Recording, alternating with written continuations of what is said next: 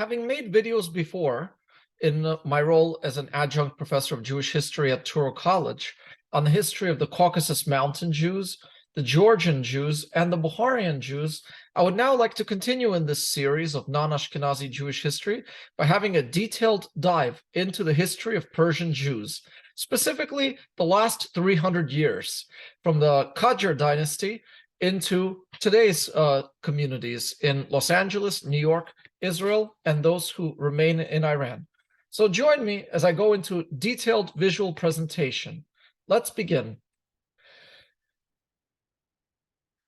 The story of Persian Jews is at one time a story of modernity, but also a story of tradition, as they navigate between the Western world and the old world from which their parents and grandparents had come.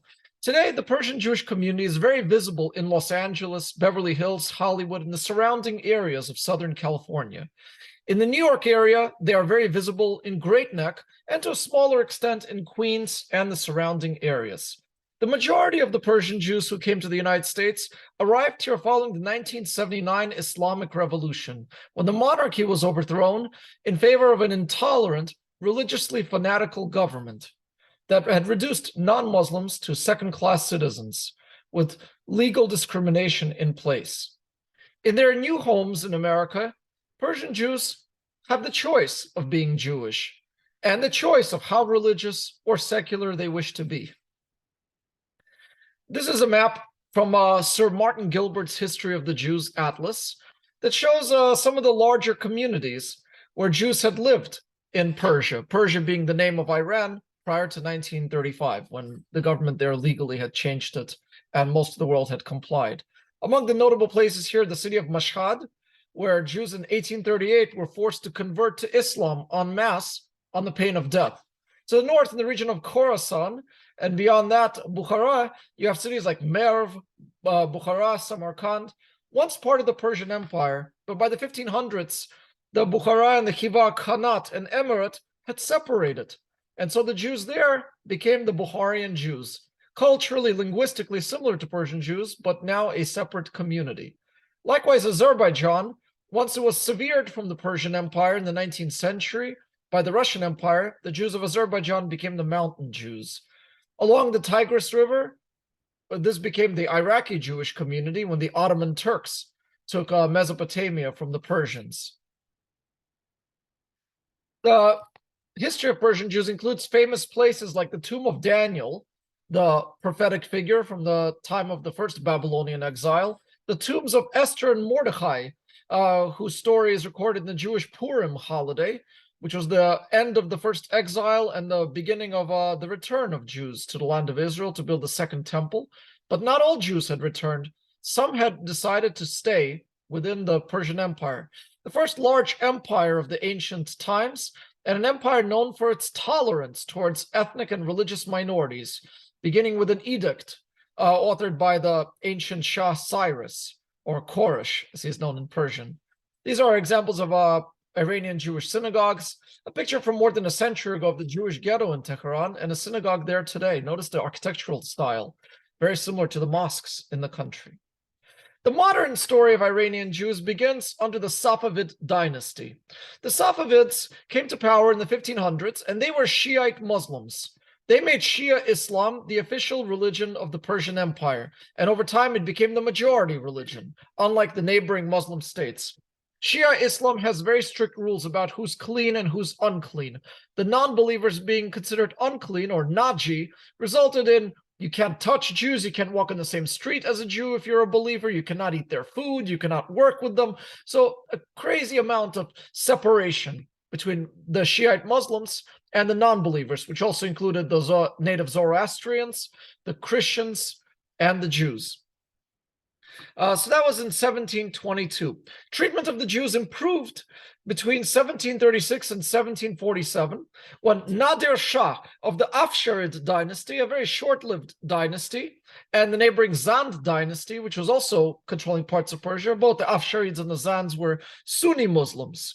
Under Nadir Shah, the treatment of the Jews had slightly improved. Jews were allowed to settle in the holy city of Mashhad in the northeast of Iran, And even today, there are many Mashhadi Jews who have last names like Kashanian, Dilmanian, which hints at cities where their families had lived before arriving in Mashhad.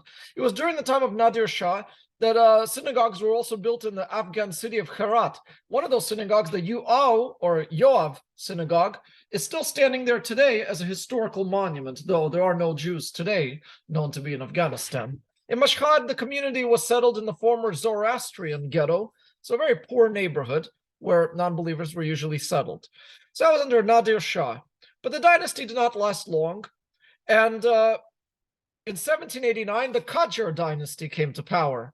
The Qajar dynasty were Shiite Muslims, so they brought back all the discriminatory laws that had existed under the Safavids.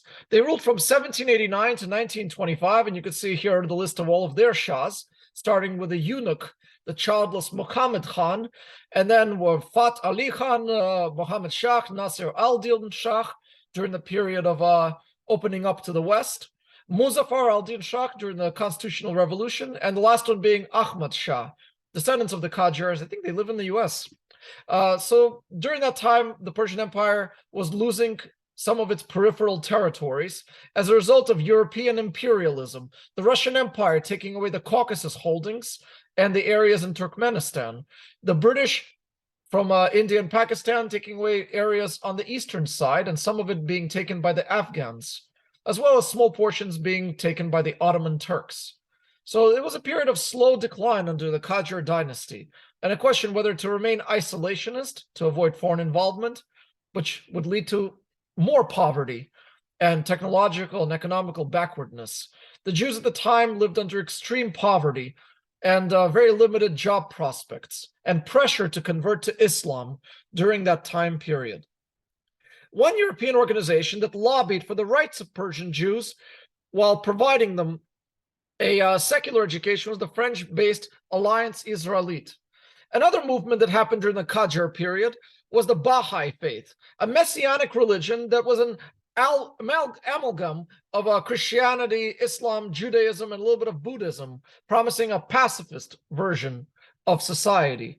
They did peel away a few Jewish followers in Hamadan and Golpayan because of their vision of equality in this very discriminatory society.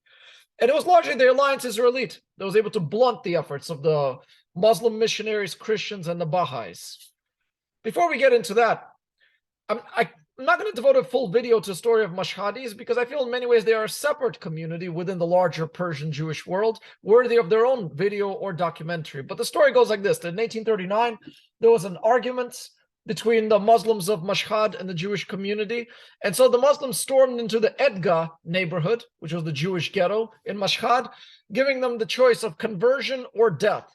The Jewish community converted en masse, taking on Muslim names, going on Hajj to cities like Mecca, Medina, Karbala, giving themselves titles like Haji or Karbala'i, and at the same time maintaining their Jewish practices within the privacy of their homes, maintaining kashrut, keeping their stores open on the Sabbath while finding ways to avoid doing business, marrying off their children in infancy so that no Muslim would ask for the hands of their daughters in marriage. The great book written about that was called Jadid al-Islam by Israeli historian Raphael Patai, another book by Daniel Fishman called Jadidim. From 1839 until roughly the 1940s, this community had lived in secrecy in Mashhad.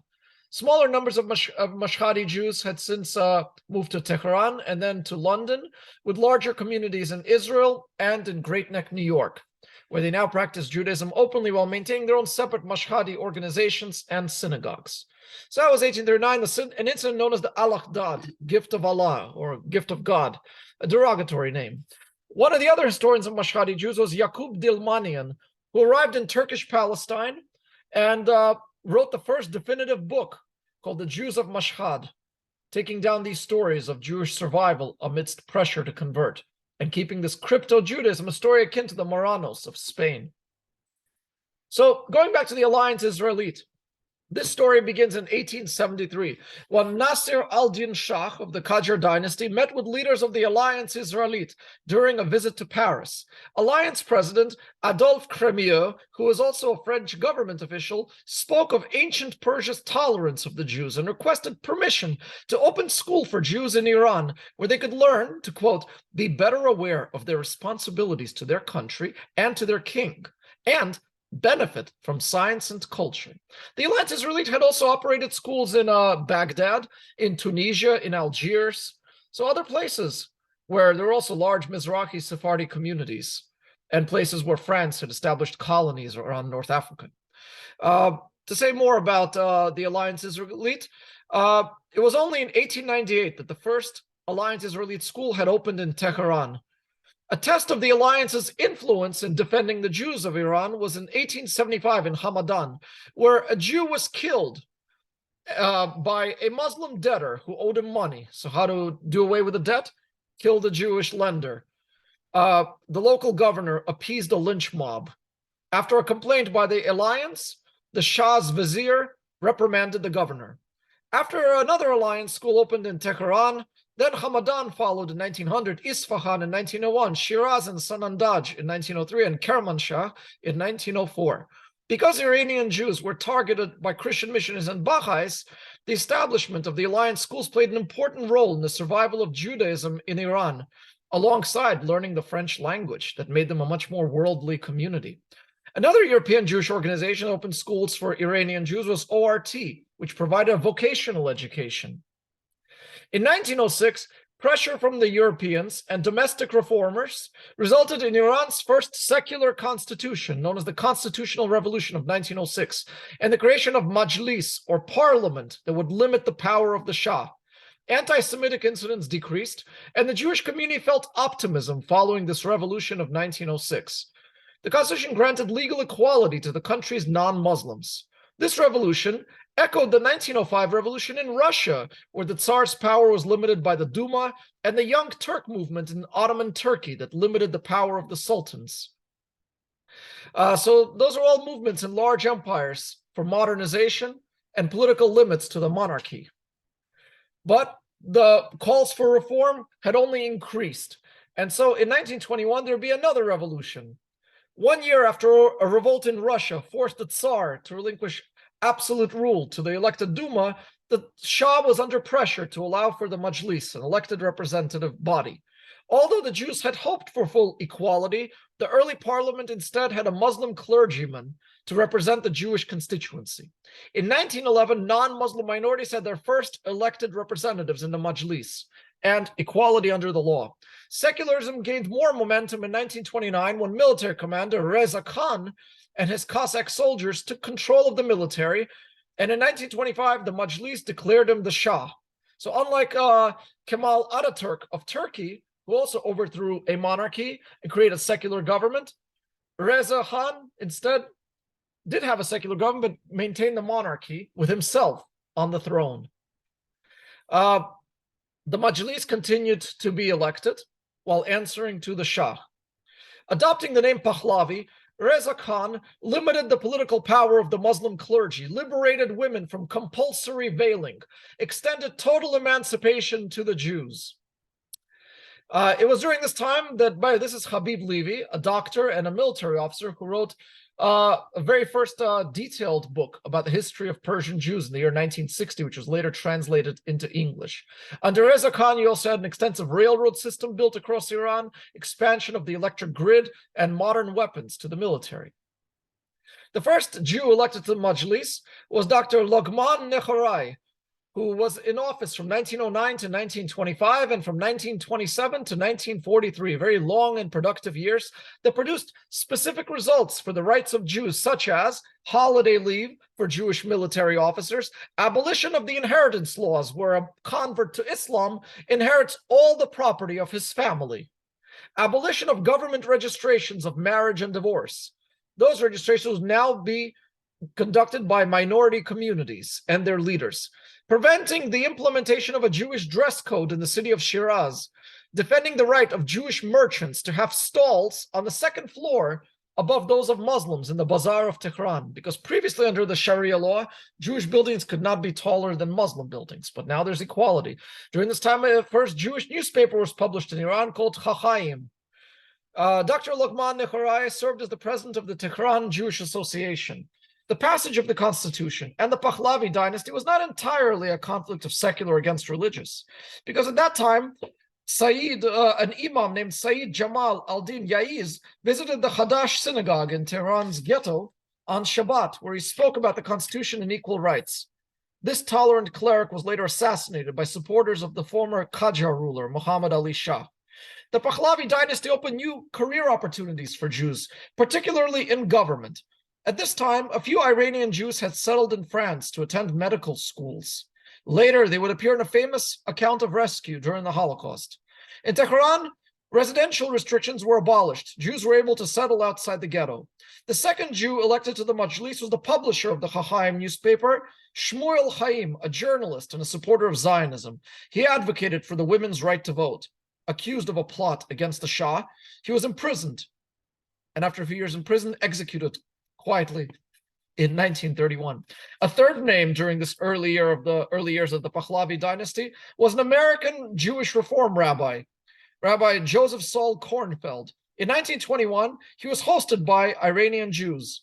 Rabbi Kornfeld had supported President Warren G. Harding in his election for president, and so President Harding rewarded him by making him the diplomat to Persia, and he served from 1922 to 1924. During his time in Tehran, Rabbi Kornfeld had a role in preventing anti-Semitic measures from being enacted and protecting the community from violence. Now we get to World War II. Officially, Iran was a neutral country at the onset of World War II, but because Reza Shah Pahlavi sympathized with the Nazis, one reason why Persia was renamed Iran, with the word Aryan in mind, in 1941, the British and the Soviets had occupied Iran and installed his son, Mohammad Reza Pahlavi, as the new Shah. It was also in 1941 that Polish Jewish refugees who were trapped in the Soviet Union were allowed to travel through Iran on their way to British Palestine. Child refugees were settled by the Jewish Agency, which negotiated for their aliyah. The Jewish community in Tehran also assisted these refugees. Among the Persian Jews who provided the assistance was Isfahan-born Ebrahim Yahid, who worked as a British intelligence agent in Iran, looking out for Nazi sympathizers. After the war, Ebrahim Yahid served as a liaison between the Iranian government and the newborn state of Israel. After the 1979 revolution, he immigrated to Los Angeles, was among the founders of the Nessach Synagogue, the largest Persian synagogue in America. He died at age 90 in 2012, having been active in the most pivotal historical events affecting Persian Jews during his lifetime. Another connection of the Holocaust to Persian Jews was Abdul Hossein Sardari, the Iranian consul in Paris who saved the lives of Persian Jews in Nazi-occupied France. A book about his effort was called In the Lion's Shadow by Fariborz Mokhtari, and another book is called The Iranian Schindler. Just like the famous Schindler, Sardari had made a list of all the Persian Jews trapped in Nazi-occupied Paris, and he made the argument that these are not Jews, these are Juguti, ethnic Persians who happen to follow the Jewish religion. And they speak Persian, and they have Persian first and last names, they are culturally Persian, and therefore racially Persian. He was able to fool the Nazis. And as a result, these Persian Jews were able to walk freely in the streets of Nazi-occupied Paris under the protection of this Juguti story concocted by Sardari. Alongside Persian Jews, the Bukharian Jews who were trapped in Nazi-occupied Paris and Georgian Jews were also saved from the genocide. But after the 1979 revolution, Sardari's name was forgotten in Iran because he had been a member of the monarch's government. Now to talk about Zionism among Persian Jews. The Balfour Declaration of 1917 established British support for the return of Jews to their national home. News of this event was received enthusiastically by Jews in Tehran, leading to the establishment of the Iranian Zionist Association, Hebrew language classes, political advocacy, and continued work by the Zionists in combating missionaries and promoting Jewish identity. In 1923, more than 1,300 Jews had made Aliyah from Iran. Between the world wars, Iranian Jews assisted Bukharian Jews who were fleeing the Soviet Union, bound for Palestine. The rise of Zionism took place at the same time as political reform movements promised a better life for Jews in Iran. Most Iranian Jews sympathized with Zionism, but preferred to remain in Iran. The arrest of lawmaker Shmuel Chaim in 1926 also resulted in debates whether it was possible for Iranian Jews to both be patriots to their home while supporting Zionism. Long before political Zionism had reached the Jews of Iran, there were smaller groups of Olim immigrating to what was earlier Turkish Palestine. The first documented group of Iranian Jews arrived in Sfat in 1815, traveling through Iraq and Syria. By 1892, 1,000 Jews from Shiraz were known to be living in Palestine. But compared to the larger influx of Ashkenazim, the number of Persian Olim was just a trickle. During the British Mandate of Palestine, 1917-1948, only 3,536 Persian Olim were recorded. The first 21 years of modern Israel, from 1948 to 1969, fewer than 50,000 Persian Jews had made Aliyah. Most of them were poor and formerly crypto Jews of Mashhad. In total, between a quarter and a third of Iranian Jews had made Aliyah in the first 4 years of modern Israel. Their lives improved in Israel. But for middle-class Persian Jews, Aliyah would have meant the refugee camps known as the Ma'abarot, those tent cities on the Negev desert that became the development towns. It would have meant discrimination by the secular Ashkenazim, which is why the middle-class and upper-class Persian Jews had remained in Persia in those early years of Israel. To them, Aliyah would have been a step down in the quality of life. Iran recognized the State of Israel in 1950, and that allowed Zionist organizations to operate openly. Only Iran and Turkey had recognized Israel in those early years. No other Muslim state had done so, and it wouldn't happen until Egypt would follow in the late 1970s. Between 1951 and 1953, Iranian nationalist Prime Minister Mohammad Mossadegh briefly suspended relations with Israel, hoping to establish closer ties with communist countries and with Arab countries. Failing at that, he then restored ties with Israel. So he was very ambivalent on Israel, Mohammad Mossadegh. But because Mossadegh had hoped to nationalize the Anglo-Iranian oil company and reduce the power of the monarch, there was a military coup with the support of the British and the Americans, and Mossadegh was put under house arrest, with Mohammad Reza Pahlavi restored to power as the Shah.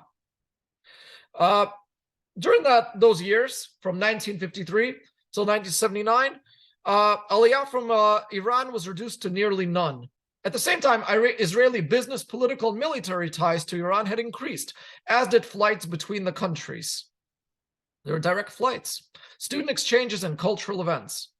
Since the 1979 revolution, the number of Olim had picked up, and many of them hoped for better relations between their birthplace and their homeland. Among the Olim from the early years of Israel were former Minister of Defense Shaul Mofaz and former President Moshe Katsav, who became mayor of Kiryat Malachi at age 24, later became Minister of Tourism and the first Mizrahi president of Israel, only the second non-Ashkenazi president of the country.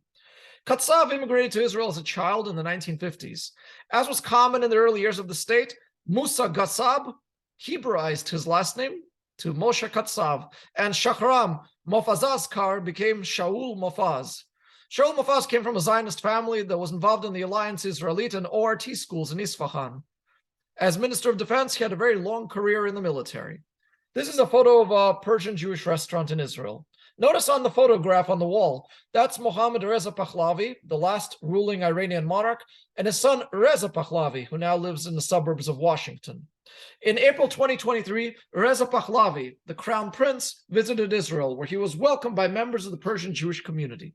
Critics of the visit argued that Pahlavi does not have a sizable following among Iranians, neither in their nation nor in the diaspora. The supporters of the deposed exiled monarch claimed that the visit was an attempt to improve positive relations between opponents of the Islamic government, the State of Israel, and the Jewish community, to build ties between opposition to the regime and the Jewish community. In the early years, Israel had a socialist economy, and for young Persian Jews, this allowed them to express support for Israel and the Iranian Tudeh party, which was a progressive political party at the same time.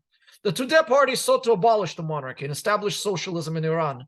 A sizable percentage of Tudeh party members were Jews because of that secular Republican vision. Which brings us closer to the Iranian Revolution, 1979. This is, by the way, a picture of the Plasko Tower, one of the early skyscrapers in Iran, built by Habib Elghanian, a property developer and businessman. This is a picture of a Purim costume in Iran in 1960s, the flag of the monarchy and the symbols of Israel. This is a picture of the chief rabbi of Tehran meeting with the Shah, Mohammad Reza Pahlavi. This is a picture of a Sephardi chief rabbi of Israel, Ovadia Yosef, on a visit to Tehran when it was actually possible to do that during the period of the monarchy. Picture of the Alliance School, another picture of the Plasco Tower. Now we get to the Iranian Revolution. The Tudeh party appeared to Jewish supporters because its vision of a non-sectarian Iran that addressed economic inequality and democracy. Like the leftist social democrats of pre-war Europe, Jewish members of this party established their own ethnic association, similar to the Bund of pre-war Europe. It was led by Harun Perviz Yeshaya and Aziz Daneshrad, the Association of Jewish Iranian Intellectuals. They had their own newspaper called Tammuz, and they challenged the pro-monarchy leadership of the Jewish community. They spoke of Jewish values, but also opposed Zionism, viewing Iran as their home. But as the 1979 revolution became more fanatical, with the Islamists gaining the upper hand over the leftists, Jewish immigration had increased, and members of the Association of Jewish Intellectuals of Iran had become disillusioned. Among them was Saeed Banayan, who immigrated to Los Angeles. Quote, "We hoped that we may be able to enjoy new freedoms under the new regime, but at that time we could not foresee how the new government, run by the mullahs, would mistreat the people of Iran for their own economic gain." This is a picture of the El Al, Israeli airline office, being attacked by Islamist protesters. It's a picture of a rally against the monarchy. This is the former Israeli embassy given by Imam Khomeini to Arafat and the PLO. And this is a book about Habib El-Ghanian, written by his granddaughter, Shahrzad El-Ghanian. This businessman was in America at the time of the revolution and went back to Iran. Upon coming back, he was arrested, quickly tried, and executed. The assassination, the execution of El-Ghanian set off a massive exodus of Iranian Jews fearing anti-Jewish violence. But there were exceptions. Among them was the Sapir Hospital. The Sapir Hospital was the Jewish hospital of Iran, renowned among Iranians for its high quality of care, avoiding corruption, and its refusal to cooperate with the Savak, the Shah's secret police. When protests against the Shah erupted in 1978, the wounded were taken to the Sapir Hospital, knowing there was a refuge for them. The hospital cooperated with Ayatollah Mahmoud Taleghani, who functioned as Khomeini's representative in Iran at the time when Khomeini was exiled. After the return of Ayatollah Khomeini and the imposition of theocracy, Taleghani advocated for minority rights as a result of his relationship with the Sapir Hospital. But at the same time, Taleghani's view of Sharia law was that Jews must be second-class citizens to Muslims. He opposed the construction of the Plasco Tower skyscraper a decade earlier because its developer, Habib El-Ghanian, was a Jew. Remember, Jewish buildings can't be taller than Muslim buildings. The namesake of this hospital, by the way, was Dr. Ruhollah Sapir, one of the first Jews to graduate from medical school. The founder of the hospital, he died in 1943 while combating a typhus epidemic in Tehran. Another name associated with this hospital, worthy of note, let me just find a picture of him. Right here, was Dr. Siamak Morsadeh. His wife fled to the United States in 1980, but Dr. Morsadeh chose to stay and support the revolution. He was later selected in 2008 to serve on the Majlis as the representative of the Jewish community, because under the Islamist government, the Christians, the Jews, and the Zoroastrians are allowed one representative in the Majlis to speak on their behalf and serve as the figurehead of the community. So there's that. During the 1978 protests, a Jewish delegation traveled to France and met with Ayatollah Khomeini to understand his views towards the Jews.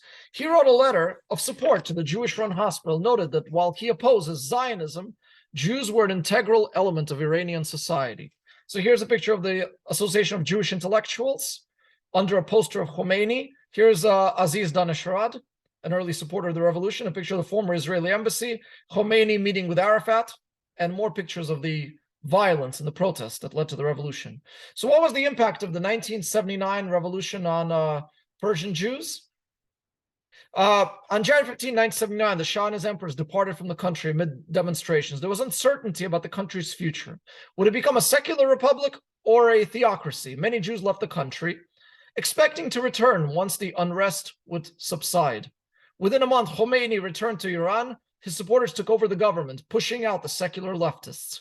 Daneshrad and Yeshaya welcomed Khomeini at the airport, stood alongside his supporters when the shuttered Israeli embassy was given to the Palestinians. The trigger of the exodus was the execution of El-Ghanian. And later, there was also the execution of a Jewish leftist, Edna Sabet. In 1981, Tehran Chief Rabbi Yedidia Shofet followed his congregants and fled to Los Angeles. In his new home, he founded the Netzach Education and Cultural Center, largest Orthodox synagogue of Persian Jews in America.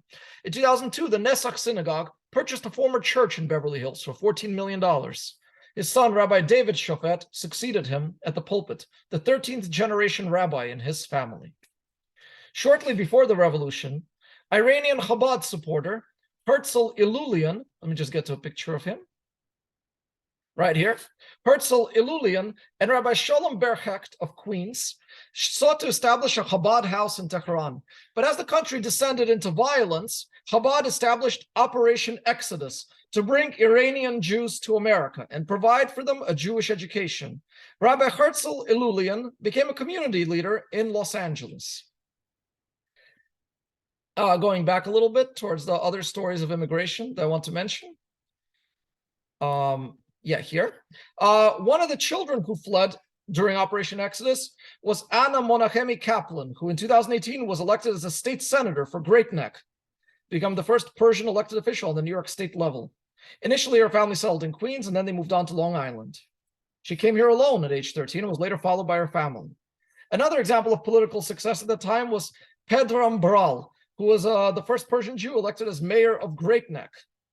Tehran-born Eli Kohanim immigrated to Queens as a child and worked at the State Department as an envoy against anti-Semitism. Attorney Raymond Iryami is a Democratic Party activist in Great Neck, encouraging his neighbors to vote. He's also trustee of SHI, Sephardic Heritage Alliance, a nonprofit that encourages civic participation. Among the Persian Jews who arrived before the 1979 revolution, paving the ground for the later arrivals, was a developer, Joseph Moynihan, who immigrated to Queens as a child, became a high-profile builder in Manhattan, a top donor to the Jewish Federation of New York.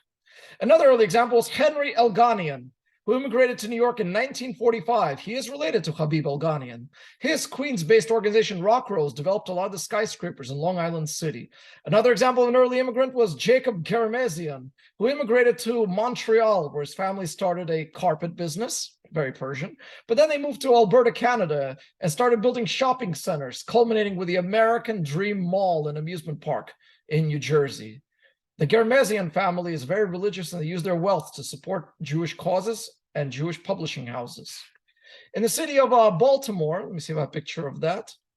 City of Baltimore, the Ner Yisrael Yeshiva hosted nearly 1,000 Persian Jewish students on student visas following the 1979 revolution. Many of those students established their own community, and that included the Or HaMizrach Synagogue of Baltimore, whose architectural style is very Persian, funded by Jacob Germezian, here written in Persian, the Yagub Germezian Islamic, Sephardic, Yagub Germezian is Sephardic Center. Likewise, also a synagogue in Skokie in suburban Chicago that was built before the revolution called the Persian Jewish Congregation. So these are some places outside of New York and LA where you can find Persian Jews. Now to the major place, California. LA and Beverly Hills became the new home of affluent Iranian Jewish immigrants. It had smaller populations of Iranians, including Muslim, Zoroastrian, Baha'i, and Jewish Iranians who settled there as early as the 1950s. The climate was very similar to Tehran. The earliest immigrants had businesses and bank accounts outside of Iran, which enabled them to live comfortably in their new homes. Nearly a quarter of the residents of Beverly Hills today are Persian Jews. In the months following the Islamic Revolution, many community leaders fled Iran and settled in LA, including former Majlis members Yusuf Cohen, Jamshid Kashfi, Musa Moses Baral, and Lutfollah Hay. Temple Sinai, a conservative synagogue, welcomed Persian Jews who had settled in the West Side neighborhood of LA. The temple offered them a place to pray and gather while picking up American culture. Under the leadership of Rabbi Tzvi Dershowitz, who had fled Europe just before the Holocaust, and his successor, Rabbi David Wolpe, the newcomers initially did not need to pay membership dues. They were eventually invited to become board members and fully integrated into the synagogue's leadership. So even though usually we think of Mizrahi Sephardi Jews as being orthodox in practice while liberal in lifestyle, Temple Sinai has a large number of committed conservative Persian Jews who go to this denomination. Among them was Jamshid, or Jimmy Delshad, a business owner who twice served as president of Temple Sinai, the first Persian Jew in elected office in California, first as a councilman in Beverly Hills in 2003, and then as mayor in 2007. Born in Shiraz, Delshad made Aliyah as a teenager in 1956, and then moved to the United States in 1959 with his two brothers, creating a tech firm and also a music band, active in the city's Jewish scene long before the revolution. And this is a picture of Persian Square in LA. What better recognition than a place on the map? This is Rabbi Eliyahu Ben Haim, who's partially of Georgian and Persian background, and a leading rabbi among Persian Jews in New York. This is the former Sharei Tova synagogue in Kew Gardens, Queens, built by Mashhadi Jews. But as the Mashhadim had moved to Great Neck, this became the Bukharian Ner Mordechai synagogue. This is a picture of the Mashhadi synagogues in Great Neck, and that's a picture of the mayor, Pedram Bral, of Great Neck. We talked about the revolution. So what about the Jews who remained? These are pictures of the Sapir Hospital. And there's a picture of a Jewish monument paid by the Iranian government at the Jewish cemetery in Tehran. The small number of Jews who remained in Iran felt attached to the land. Some of them owned property and did not want to lose it. They also expressed patriotism behind their decision. More than a dozen Jews had been executed, however, since 1979 on accusations of Zionism. Official Jewish organizations must participate in anti-Israel events to show their loyalty to the government. The Majlis of the Islamic Republic allows for one member of the parliament from the Jewish community, usually an accomplished individual who lobbies for their needs. Jews are allowed to consume alcohol within their private space, but in public, Jewish women must cover their hair. Other examples of Sharia law include the ability of converts to Islam to inherit their family's entire property, prohibiting Jews from serving as military officers, judges, or running in general elections. Jewish schools are strictly monitored by Muslim authorities. Iranian Jews cannot visit Israel. As citizens, Jews are obligated to serve in the military during a war. Alongside political and social repressions, the Iran-Iraq war that lasted from 1980 to 1988 also contributed to the mass flight of Iranian Jews. This was a war that involved child soldiers drafted by the government. Among those who stayed and served in the war, 13 Iranian Jews were killed in combat wearing the Iranian uniform. In 2014, the Iranian government built a monument in their honor to the Jewish martyrs as a way of saying, look, we respect the Jews who stayed in Iran as long as they're not Zionist. In this religious society, the Jewish community also became more religious, with active synagogues, kosher butchers, yeshivas, and mikvahs. Rabbi Yehuda Gerami serves as the current chief rabbi. Trained in America, he returned to Iran to serve the needs of the community there. A member of the Alliance of Rabbis in Islamic States, he received support from colleagues in neighboring nations and from the anti-Zionist Satmar Hasidic community in America. As you can see here, meeting with the Satmar Rebbe. Chabad is not allowed to operate in Iran because it has a presence in Israel.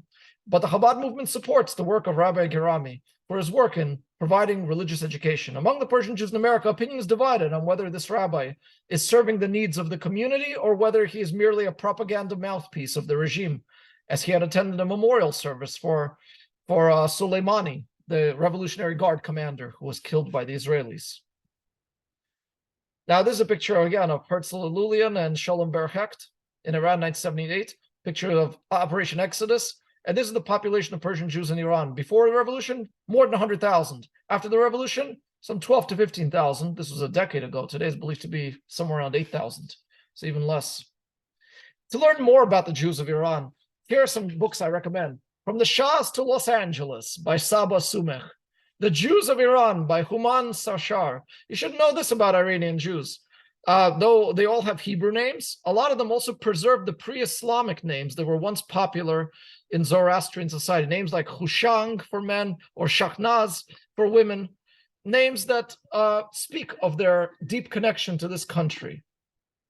But of course, I know a Hushang who also goes by Henry upon arriving here. So the names change upon the new homes. Another book I recommend, Lior Sternfeld, a politically progressive professor who talks about the history of the Jews who did not leave after the revolution, those who chose to stay and why they stay, and how their culture is very deeply connected to their home. A book called Between Iran and Zion. Habib Levy, who wrote The Comprehensive History of the Jews of Iran, from ancient times till 1960, translated by Hushang Ebrami. Rabbi Sholem Ber Hecht in his book, Escape from Iran, and the Jews of Iran by David Yerushalmi. A lot of women are speaking out. And among the Persian Jewish women who have written books, So many memoirs. The Septembers of Shiraz. Concealed. This is a Mashhadi story by Esther Amini. Journey from the Land of No by Roya Hakakian. She had written many books. All the Rivers by Dorit Rabinyan. Cry of the Peacock, The Wedding Song, Leaving Iran. And, you know, women today are leading the movement of protest in Iran, following the death of Mahsa Amini in late 2022. Women are half of the population. They just don't have the weapons to stand up to the military and the Basij, the religious fanatic, the armed wing of the religious movement. So for now, I'm not sure if it'll succeed, as there have been many protests since 1979, including a failed Green Revolution. Continuing on. Yeah, this would be it for the slide, but I hope you enjoyed today's presentation, and I hope to make more videos like this. I don't have a Patreon account. I'm not asking for money. All I'm asking for you is to share this video, as I hope to continue teaching such subjects at Touro College and here online. Thank you so much.